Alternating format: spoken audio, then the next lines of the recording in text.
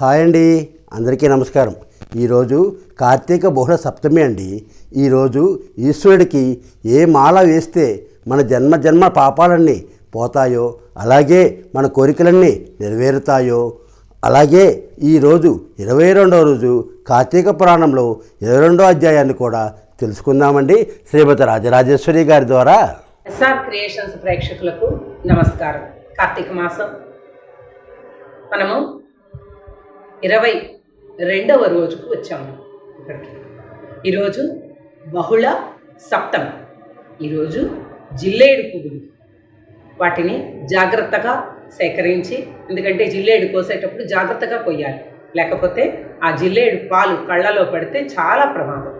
అటువంటి ప్రమాదం సంభవించకుండా జాగ్రత్తగా జిల్లేడు పూలను సేకరించి వాటిని చక్కగా మాలగుచ్చి శివలింగానికి కానీ అర్పించి అర్చన చేస్తే చాలా మంచిది.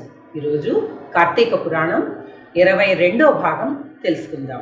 కార్తీక పురాణము 22వ అధ్యాయము పురంజయ విజయం. అత్రి మహాముని ఇట్లు పలికెను. ఇట్లు సుశీలుని మాట విని పురంజయుడు విష్ణు ఆలయమునకు పోయి పుష్పముల చేత, ఫలముల చేత, చిగురుటాకుల చేత, దళముల చేత, షోడశోపచార పూజల చేత హరిని పూజించి ప్రదక్షిణ నమస్కారములను నాట్యము చేసి హరిమూర్తిని బంగారముతో చేయించి ప్రదక్షిణ నమస్కారాదులచే పూజించెను.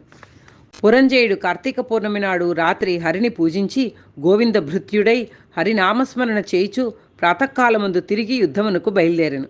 ఇట్లు పురంజయుడు రథమెక్కి ధనుర్బాణములను, కత్తిని, తూణీరములను ధరించి, కంఠమందు తులసిమాలను ధరించి, కవచము ధరించి, తలగుడ్డ పెట్టుకుని త్వరగా బయలుదేరి యుద్ధభూమికి వచ్చాను. వచ్చి నారీటంకార ధ్వనిని చేశాను. ఆ ధ్వనిని విని రాజులందరూ యుద్ధమునకై తిరిగి వచ్చిరి. వచ్చి సింహధ్వనులు చేయిచు బాణవర్షములను కురిపించుచు పూర్వం వలె జయింతమను తలుపుతో పురంజయునిపైకి దుమికిరి. పిమ్మట పరస్పరము పిడుగుల వంటి బాణములతోనూ, వజ్రముల వంటి కత్తులతోనూ, ఐరావతం వంటి ఏనుగులతోనూ, ఆకాశమునకెగురు గుర్రములతోనూ, త్వరగా నడిచే రథములతోనూ అన్యోన్య జయకాంక్షతో భయంకరమైన సంకుల యుద్ధము చేసిరి.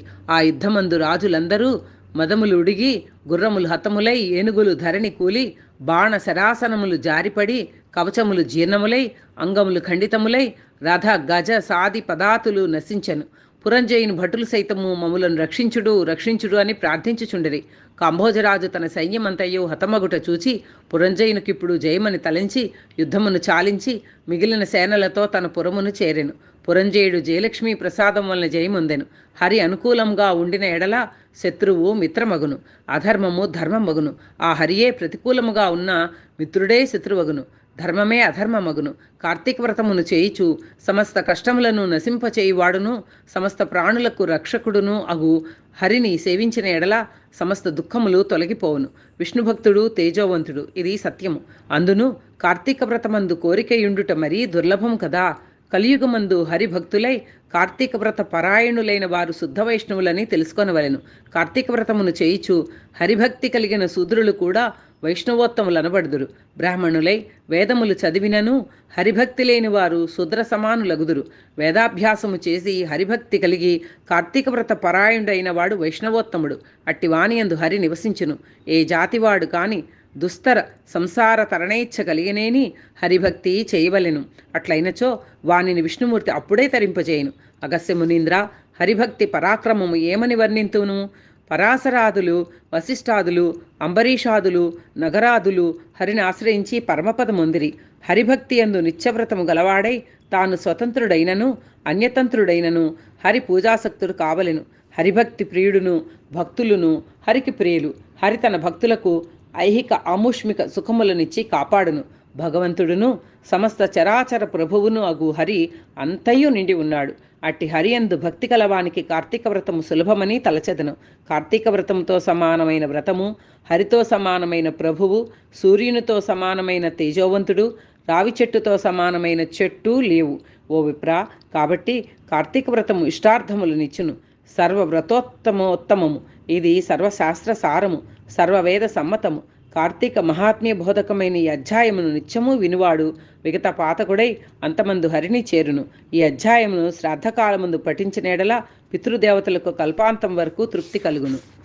22వ అధ్యాయం సమాప్తం. విన్నారు కదా, అత్యంత మహిమాన్వితమైన ఈ 22వ అధ్యాయము కార్తీక పురాణంలో.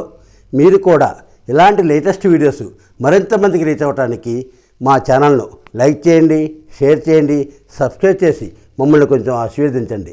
సర్వే జన సుఖినో భవంతు. ఓం నమః శివాయ.